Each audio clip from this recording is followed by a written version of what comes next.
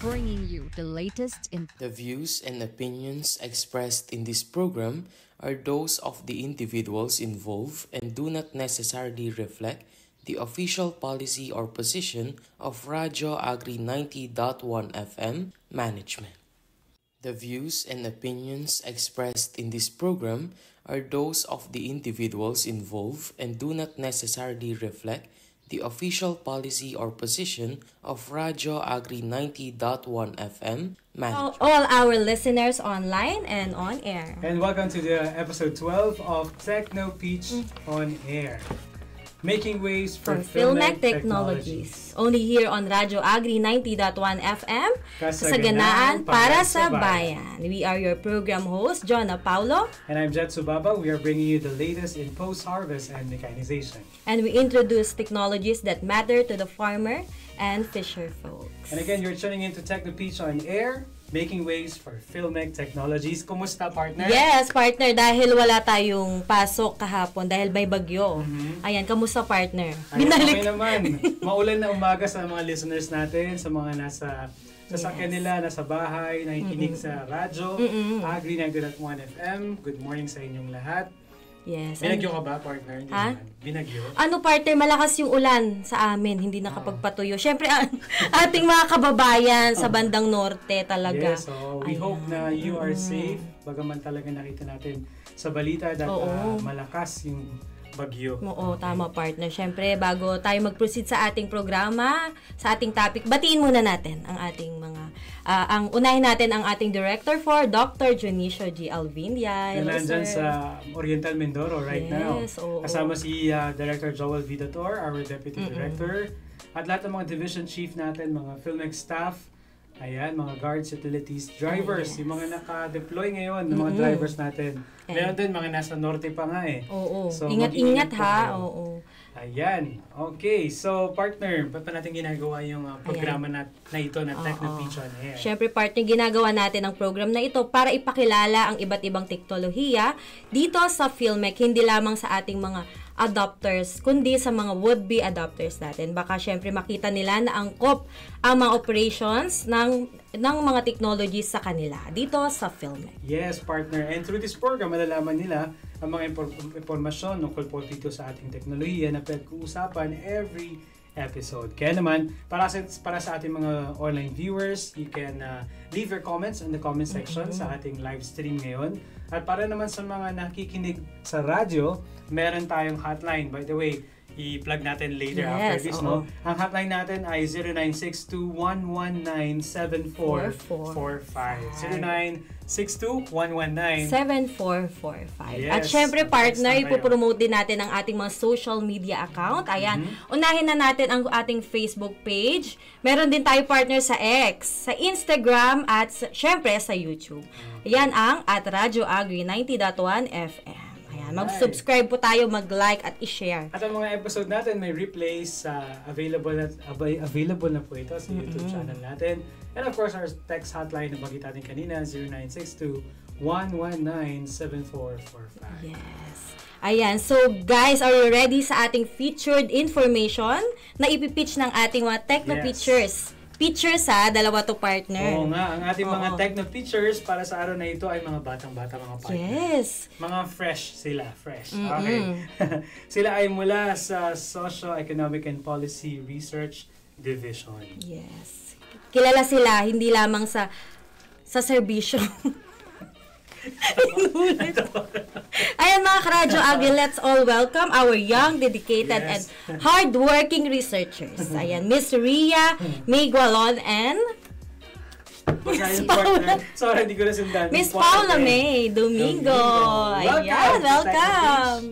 Magandang araw sa inyo lahat. Ayan, Miss Paula. Batiin nyo na may mga online viewers natin dito. Sa lahat po ng listeners ng Radyo Agri, magandang umaga po. Dalawa ang ating Techno Pitchers today, partner.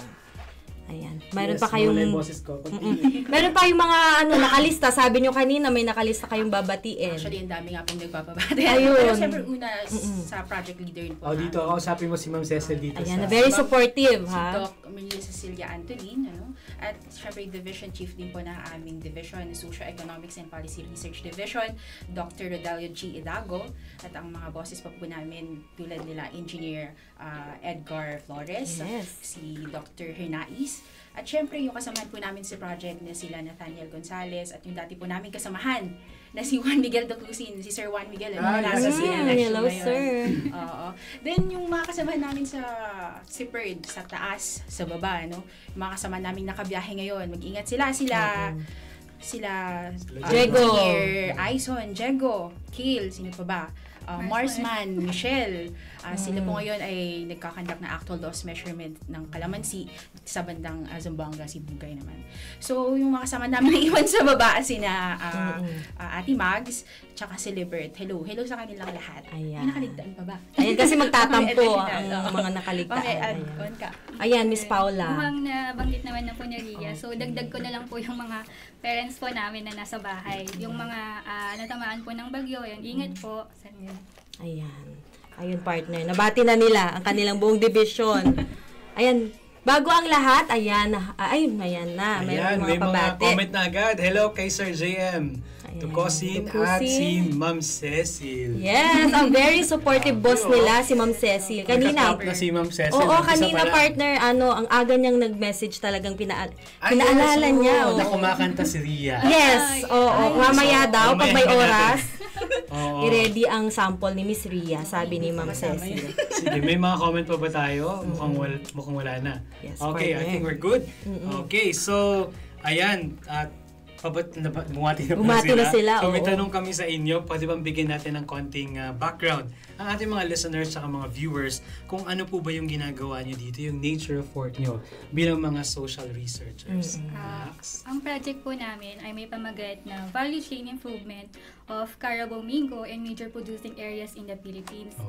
At ang pinakalayunin po nito is alamin po kung gaano karami yung post-harvest losses po ng mangga at kung paano makapag-come up po ng mga interventions or paraan para mapababa po yung losses. At yun din po, itong project po na to ay may tatlong component studies. Yung una po yung value chain mapping. Dito po, sinasagawa po namin yung KAI, FGD, survey interview po upang malaman po yung mga iba't ibang impormasyon sa ating mga main stakeholders, kagaya po ng social demographic profile po nila, kung ano po yung mga market practices, kung ano po yung major post-harvest system na sinasagawa nila. At yun din po yung daloy ng mangga mula po sa farm papunta po sa market. At isa pa po, sinasama din po namin yung kanilang gender roles, kung sino po yung madalas na nagdidesisyon at involved po Ay, sa gusto ko yan. yes, So, po. sino ang Desisyon, yes. sa Oo, aspeto sige. po ng social, technological, and financial services po sa pagmamangga. Ayun, Ang napaka-broad seryoso ha. nila.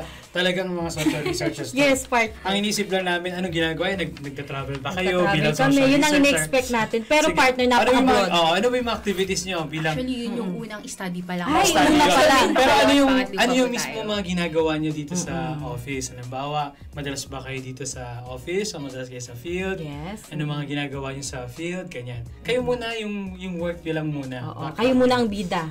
Sige. Ano pa po yung mga ginagawa nyo dito bilang social researchers? Actually, pag nasa field po kami, nagkakanda kami ng mga actual loss measurements. So, sinusundan namin yung mangga mula harvesting hanggang mandala sa market kasi minemeasure po namin yung losses.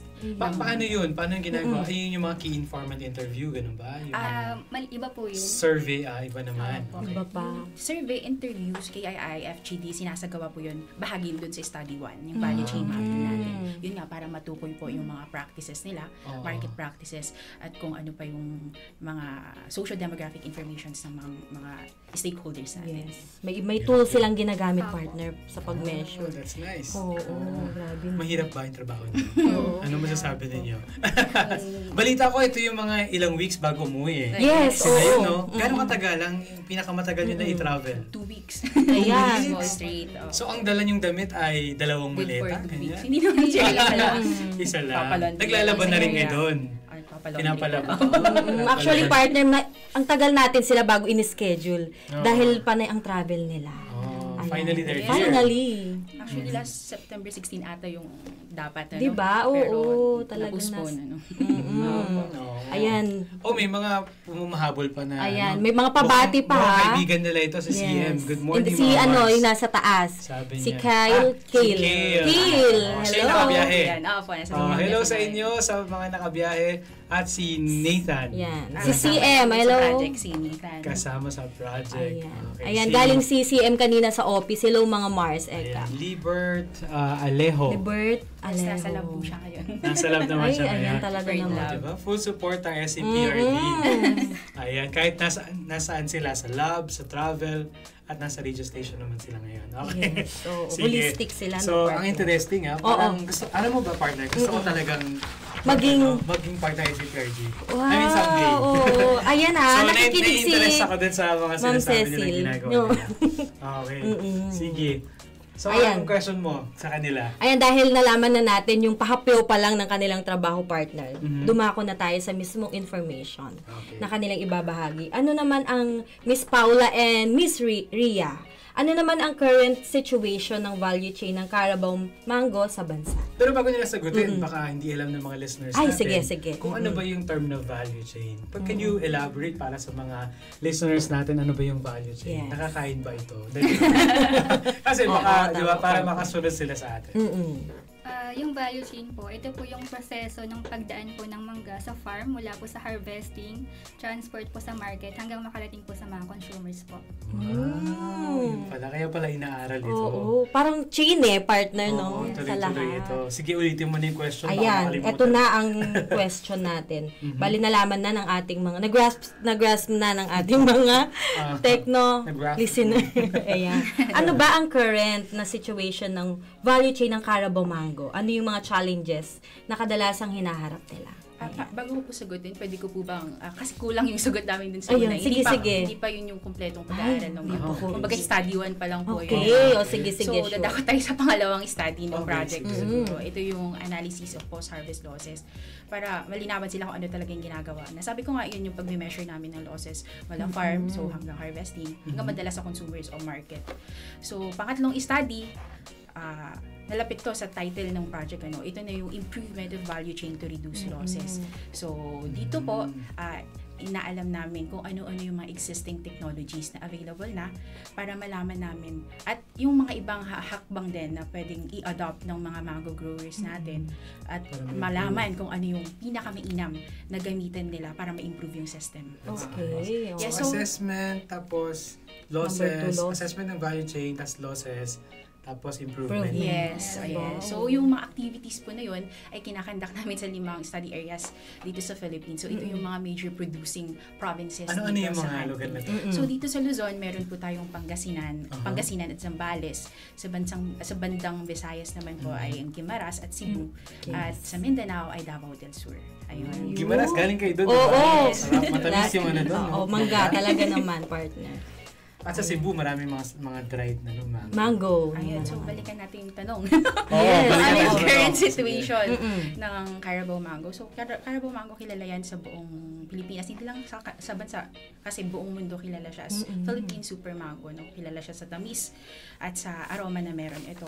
So, isa ito sa pinaka mahalagang variety ng mangga dito sa Pilipinas. So, sa Pilipinas po, may malaking kontribusyon pagdating sa global export ng mangga. So, ang bansa nagsusupply po ng sa halos may kumulang na 10% sa export market. 10%. Tapos, ang nangungunang pangunahing destinasyon ng mga ito ay sa US, mga iba't ibang bansa, no?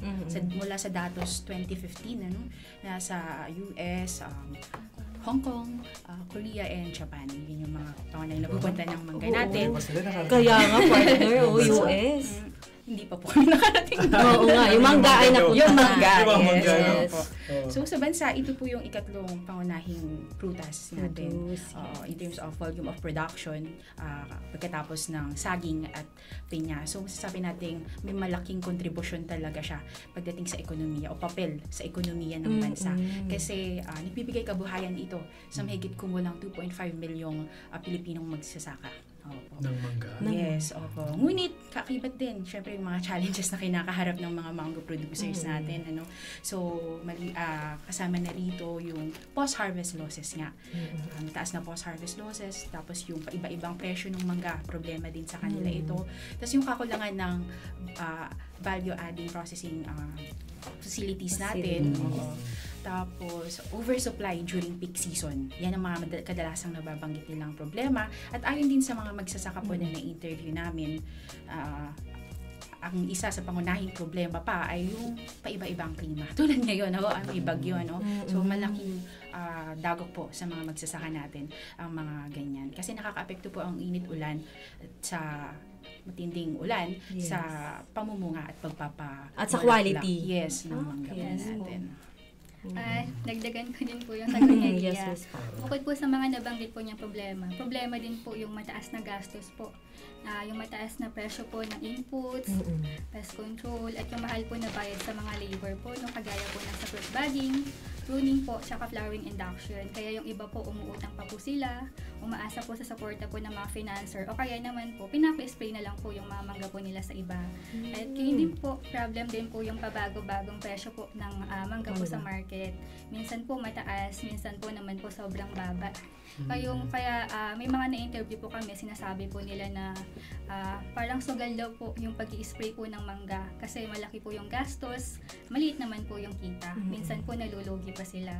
And last po, common na problem din po yung mga peste at sakit, kagaya po nung fruit fly, tsaka yung sisig fly po, na karaniwang tawag po dito sa Luzon is yung kurikong po. And buti naman po sa part po ng Visayas and Mindanao. And gayon din po, ayon din po sa activity po namin, nag-validate po kami ng mga datos po. Kapag tinamaan daw po ng peste yung kanilang mangga, halos 50% po ng production po nila ay hindi na po napapakinabangan o kaya naman po nabebenta po nila ito sa mababang presyo. And meron din pong sakit kagaya po ng anthracnose saka stem and rot na post-harvest diseases po, na kapag kahit maganda po yung ani natin, may minsan po nasisira pa rin kahit bago po siya may benta sa market. Okay. So, madami palang mga problema. Oo, partner. Pero for our listeners, napaka-challenging talaga. For our listeners, when we say post-harvest losses, ito yung mga kapag ka nasira na sila, hindi na sila pwedeng may benta. Or mas mababang. Mas So, mababa mababa na. So, nagiging losses. So, tinatawag po natin itong losses. Okay, mga natatapon na. Okay, so, klima, mahalaga sa talaga. klima talaga, partner. Oo. Tsaka yung mga pabago-bagong presyo. Yung sa pag-spray, pag hindi sila nag-spray ay pwede namang hindi, ganun. Pero hindi ganun kabungan. Risky, kumbaga. Risky po siya. Iba Voluntary naman po. farming, parang voluntary ang tawag nila. Okay naman po yung iba, pinapa-spray po nila sa ibang spray contractor kung saan mahatian po sila. 70% po sa nag-spray, 30% po din sa laki may-ari. din. Parang yung mga mangga dito sa si Yel, ganun yung contract. Anyway, sige. So, ito pala yung mga kinakaharap po ng mga ating mga mango growers. Oo. Ngayon sa value chain, nabanggit nyo na po yung ilang mga nabanggit yung losses bilang problema. Saan sa value chain yung nakapagtatala po ng mataas yung post-harvest losses at maaari nyo po ba itong i-explain? Okay. Ang pinaka-critical po na may mataas na post-harvest losses po sa value chain ng Carabao Mango ay ang harvesting, transporting, tsaka yung storing po sa retail level. Harvesting, Transporting po, tsaka storing po sa retail level po. Sa storage, okay. Sa harvesting po, dito po, nagkakaroon po ng problema kasi hindi po laging tama po yung timing o kaya po yung paraan ng pag-aani. Minsan po maaga po yung pag-harvest nila. Hindi po ganun ka-mature po yung mangga o kaya po mabilis po masira. Kapag huli naman po, nabubulok po yung mangga o kaya naman minsan overripe po, na, no? nahihinog na po mismo sa puno ng mangga at nahuhulog na lang po ng pusa. Ganyan din po dahil po sa pagmamadaling pag-harvest o kaya kakulangan po sa mga kagamitan, nasisira po or nahuhulog po yung mangga habang inaani po, na nagdudulot po ito ng pagkasira or pagkalugi po ng mangga. Kaya din po sa transporting naman po, lalo na kapag malayo po yung biyahe mula farm hanggang sa pagpunta po sa market, lalo na po sa bandang Visayas o Mindanao po. Nagkakaroon din po ng malaking losses po, no? Dahil nahihinog na sila, Yes no? po. Ganyan din po, hindi rin po kasi ganun kaayos po yung pagkakalagay ng mangga sa truck. May mga na ikikita po kami na hinahagis na lang po yung mangga dahil hinahabol po yung oras ng pagdi-deliver. O kaya naman po kapag matagal po yung biyahe, mainit po yung panahon, umuulan, o kaya naman po lubak-lubak po yung daan. Nagkakaroon po ng injury or bumps po yung mangga bago pa man po nalamog galing na po sa kumbaga, buyer. partner. Opo. Ayan, pinapakita sa ating screen ang harvesting. Yan yung mga... Harvest, no? Actually, meron kaming experience dito sa Pangasinan. Yes, nag-visit tayo dyan. Oo, nag-document din kami. Nakakit talaga nila yung mga... Tsaka nakakita rin kami ng mga binabalot.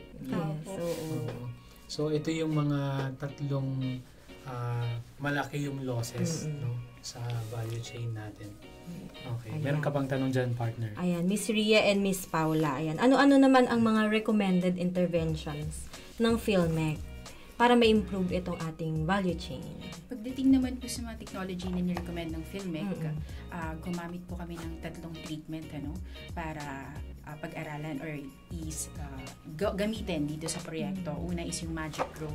Tapos pangalawa is yung hot water treatment. Then pangatlo, isinama na din po namin alamin or inassess yung mga existing practices na ng mga naging cooperator namin.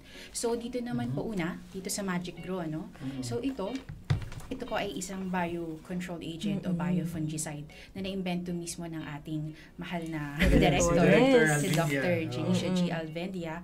So, during actual loss measurement, ginamit po namin siya as post-harvest dip treatment. So, para ma-extend yung shelf life at ma-prevent yung mga post-harvest diseases tulad ng stem entrap and anthracnose na kadalasang problema sa mangga. Paano niyo siya paano siya in-apply itong Magic Grow? Ini-spray po ba ito? Ay, sir, dinip po Deep namin. down. So, yung 1 liter of Magic Grow, minix namin siya sa 20 liters of tap water. Opo. Then, so, ididip siya for 3 to 5 minutes. Pero sa amin, ginamit namin yung 5 minutes, mas matagal. Then, after po noon... after ma-harvest yun, Yes, sir. After. So, after po noon is i-air dry yung mangga bago po ilagay sa packaging. Actually po, nasa presentation po namin yung image po. Okay, sige. Ayan, Tingnan natin dun sa PowerPoint. Kung paano namin isinagawa. Kasama natin yung technician natin ngayon, si Sir Ray at si Ma'am Coco. Miss Coco. Ayan yung Magic Grow. Sa mga viewers natin, ayan po yung Magic Grow. So, ganito ginawa nila. Okay. Then, yung mangga, hindi pa siya masyadong hinog. Actually, after harvest po. Right after harvest. Pagkapitas. Yes. That's nice. Ayan. Okay, mamahingi natin 3 to yung 5 results. Yes, oo, tama. Bibitinin natin sila. So, ang pangalawa na yung treatment na ginawa. Pangalawa naman po yung hot water treatment or HWT po. HWT. Base po sa mga unang pag-aaral na po, proven and tested na po yung HWT sa pagpigil po ng post-harvest diseases. Yes. At gayon din po sa isang study site po namin sa Guimaras, napatunayan din po na effective yung paggamit po ng HWT para ma-prevent po yung mga sakit after pong i-harvest po yung mangga. At actually, nandyan din po sa aming PowerPoint yung presentation Sige, po ng meron tayong Flash natin yan. Ayan. Ayan po sa Guimaras po yan. So, ito ay hot water lang. Walang anything. Wala po. Okay. Oo, nung bago pa lang ako, 2011, 2010, ganyan. Narinig ko na to. Nafe-feature na sa newsletter ito.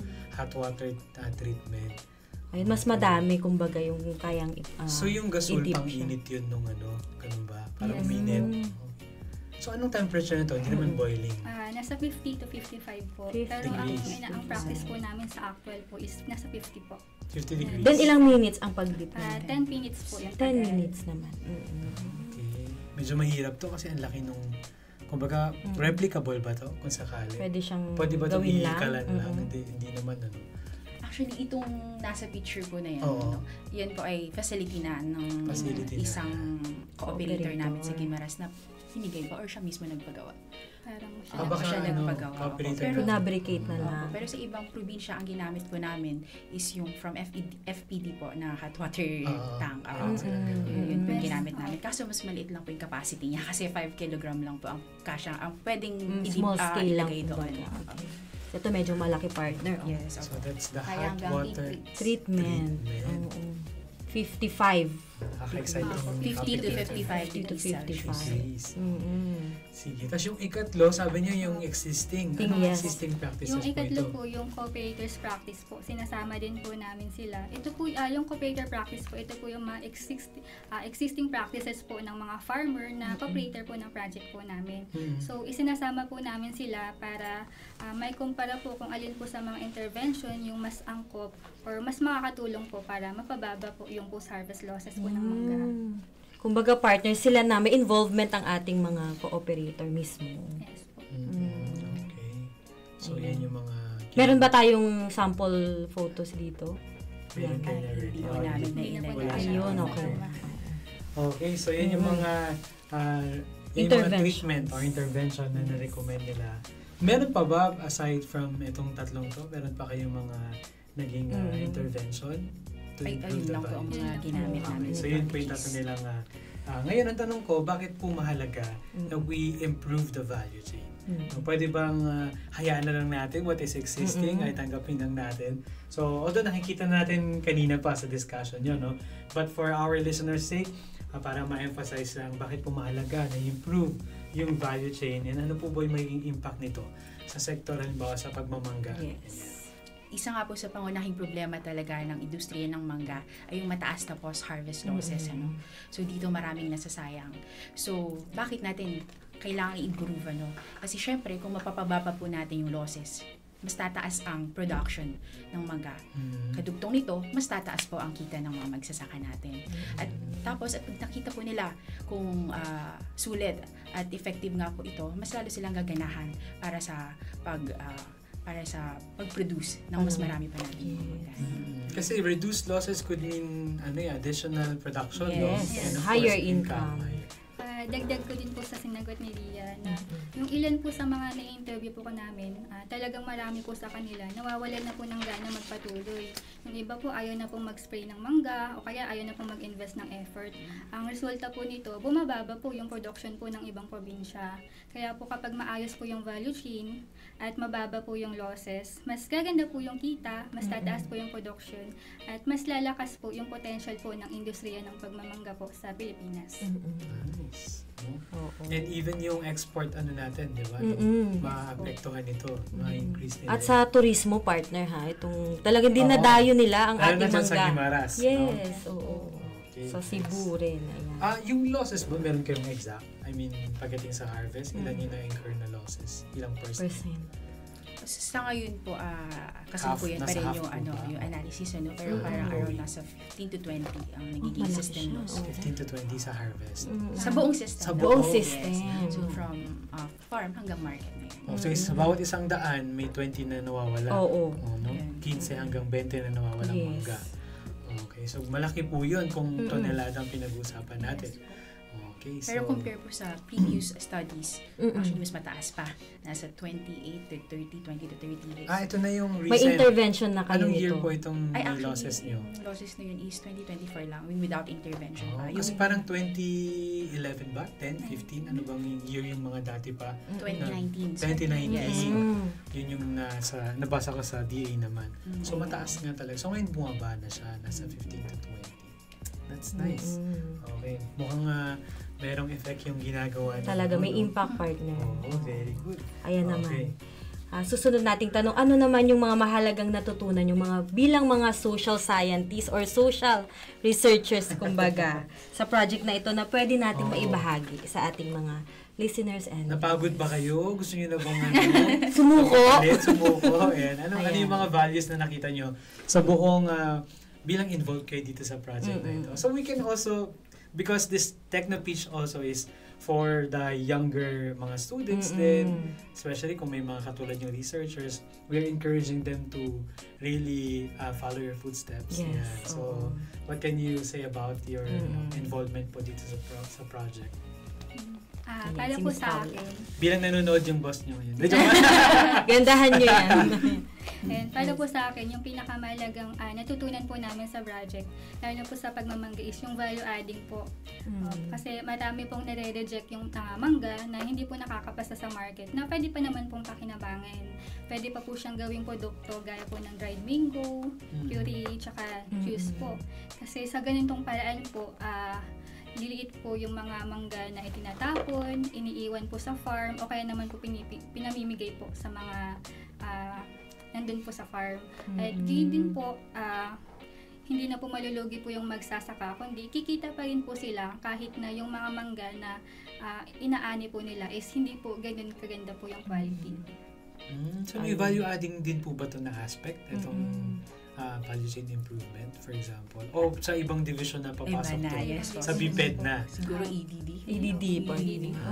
Pero yung process mismo ng value adding, di ba sa parang work din to ng ng BPED, bioprocess, no? Yung minsan nga waste yung ginagawa pa nila na Okay, tapos EDD naman dun sa enterprise. Sa Mango Pectin partners. Parang gano'n, no? Okay. Sige. Kaya ikaw naman, Miss Ria. Oo. So sa proyektong ito po, siguro ang natutunan ko din yung Gusto ko yung pagsasalita talaga niya eh. Nila, no? Parang mas Serious host pa siya sila. sa atin. No? Very good. Sige. So yun, malaki po ang epekto talaga ng tamang post-harvest system or practices para sa kalidad ng mangga. No? So halimbawa na nga lang nabanggit po natin kanina yung Magic Grow at hot water treatment. Kasi ito nakakapagpababa talaga ng losses at mas nakakapagpaganda ng value chain ng mangga. No? So natuklasan din po namin na mainam din na isama yung mga kasalukuyang ginagamit na din ng mga co-operator kasi sila mismo po yung may alam dun sa actual na kalagayan sa field, ano. So natutunan ko na kapag pinagsama natin yung modernong teknolohiya tapos yung lokal na kaalaman ng mga magsasaka, mas mapapabuti talaga ang industriya ng mangga. Amazing. Very inspiring. Bigla ko naisip yung sa kanina, yung sa Magic Grow, tapos sa hot water treatment. So itong mga ito nakita nyo, you found it very effective as interventions. Ano yung naging result pala ng mga ito? For example, sa Magic Grow.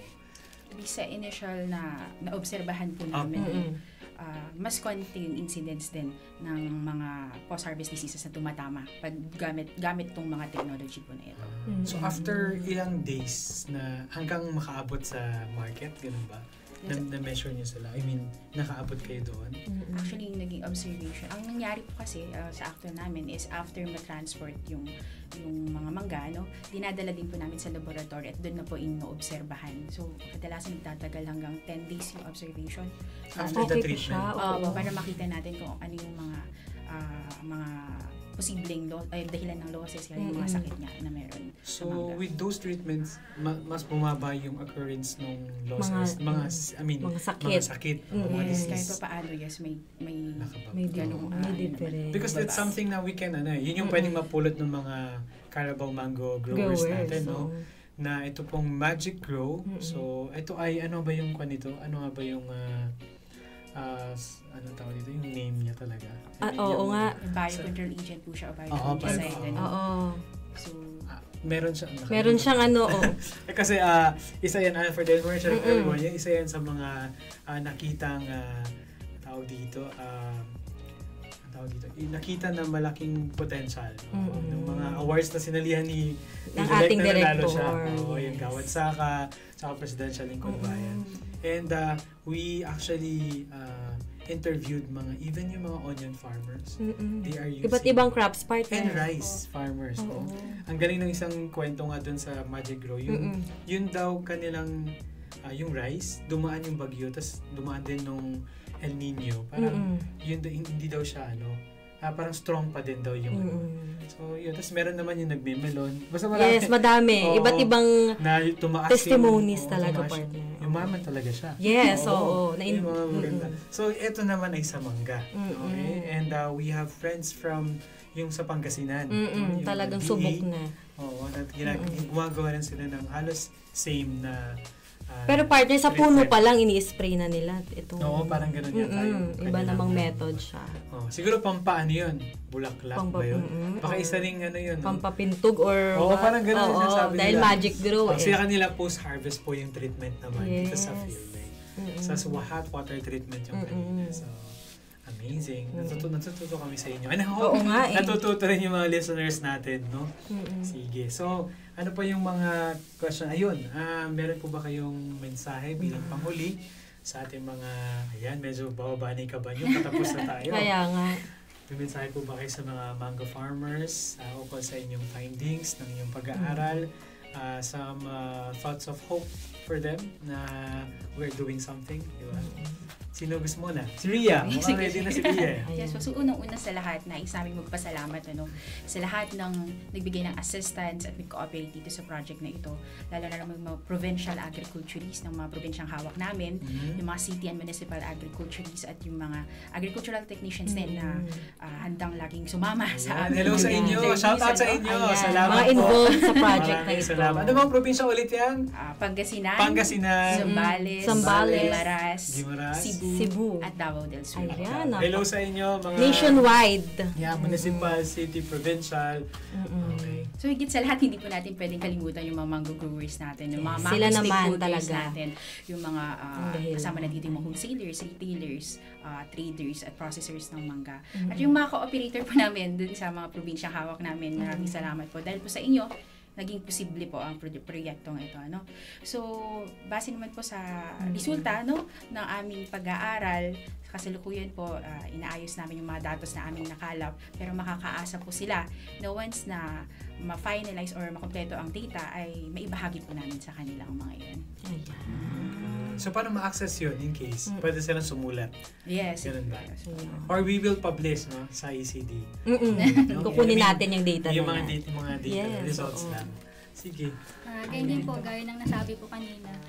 Gusto rin po naming sabihin na base po dun sa initial findings po ng pag-aaral namin, nakita po namin na yung paggamit po ng mga technology interventions po, mas napababa po yung post-harvest losses. At malaking tulong po ito para mas tumaas po yung kita at mas lumakas po yung potential po ng mango industry sa ating bansa po. Amazing. Ayan, napakagandang mensahe talaga naman. Very promising. Ayan, partner, may mga humahabol na pabate. Ayan. Kay Sir Julius Rodriguez, good morning and God bless. Hello po, sir. Ayan, kilala niyo si Sir Julius? Wala. Sige. And syempre si Sir JM Dukusin ulit. Ang gagaling. Ayan, meron. Tunayan sila. Ayan. Okay. Wala sa mga question, pero do you see yourself na someday? Kasi itong yung SCPRD, sa tingin ko yung S doon dapat scientist, oo. Ilan ba sila? 7 ba? 5? Nandun na ang bahay ng mga scientists natin talaga naman. So are you, can you see yourself taking the same path in the next decades? Yes. Hopefully. Hindi lang nakikita nyo ang mga boss nyo. Pero mahalaga na kapag MS na ba kayo? So yun ay susunod. Going there na part. Kasi yun ang diba? Yun ang foundation no? Yes. From there, tas 10 years na career mo. At yung mga mentors nila talaga namang mga scientists. Kaya susundan ang yapa. Either kayo o kami magsa-scientist dito. Gusto talaga namin maging social scientist someday, di ba? Ayan, may gusto ba kayong batiin or mga ilagdag? jowa nyo, baka meron. Baka meron, dito po, batiin nyo lang ayan, po muna. Pagkakataon na. Sino muna? Si Miss Paula naman muna. Ayan, mga pahabol na bati. So, binabati po ko po lahat. Yung mga kasamahan din po namin. And speaking po sa jowa. Ayan! Ayan, Ma'am Cecil. Ano ba tawagan? Babe, honey? Ayan. Pagkakataon mo na to, Miss Asawa Paul. ko? Bebe ko? Ano? Love. Yan, medyo shy pa. Mensahe. Hira to. Ingat po siya. Ano po ngayon nag-training po siya ng Coast Guard. Ay, ako. Ayan, mga bayani. Yan. Amazing. Isang scientist. At isang Coast Guard. And syempre, parang namumula na rin si Miss Rhea, may babatiin na rin siya. Ay, siguro yung mahal ko sa buhay, yung mga pamilya ko po. Ay! Hello sa kanila. Ayan. Tsaka halos nabati ko na po kanina. Wala na magtatampo. Okay. Amazing. So, ayan, sa ating mga tagapakinig at mga nanonood online. So, ito po ay isang napakamakabuluhan na episode, ng ating episode 12 ng Technopeach on Air. We talk about yung improving the value chain of Carabao Mango here in the Philippines, of course, and ilang mga key provinces yung kanilang pinuntahan. madali lang pag-usapan ito, but the process I really believe na, di ba, talagang ano to matagal yung pinagdaanan nila, months, weeks nga sila talagang bago partner makauwi. dedikasyon talagang susi. So we thank them, the whole SCPRD team. I know na it's not that easy, but I hope that you will keep on doing releasing results na makakatulong to improve the value chain na hindi lang na mangga, but iba't ibang crops. Yan kasi ang Filmec, hindi lang kami rice, no, meron kami iba't ibang mga commodities, and all these efforts are gearing toward helping the farmers, the growers, those on the ground. Kaya sa mga nanonood po ng mga mango growers, yung Filmec, hindi ba namin kayang gawin lahat para sa inyo, but we are doing our part. Specifically on post-harvest losses, reducing post-harvest losses, so we can turn this into savings, we can turn this into income for you, para ma-improve naman yung quality of life. Yes, yun naman ang major objective natin. Yes, and at the end of the day, it's for the next generation. Yes. So the next generation can follow whatever you have started. So these ladies that we have today and the rest of their team, we thank them for their efforts, and we hope na marami pang mga ma-improve na value chain, no, iba't ibang mga, so marami pang may trabaho hanggat may commodity na i-improve ng value chain. So, and I hope din i-adapt ito ng yung mga recommendations ninyo to improve the value chain ay may adapt ng ating mga farmers and growers. So yeah, I think that's at nagpapasalamat tayo, partner, at sa pagpapaunlak sa amin. Yes, maraming salamat, ladies. Siyempre, abangan nyo ulit kami sa susunod na Martes. Ayan. And this has been your host, Jet and Jonah for Tech to Pitch on Air, making waves for Filmec Technologies. Only here on Radyo Agri 90.1 FM.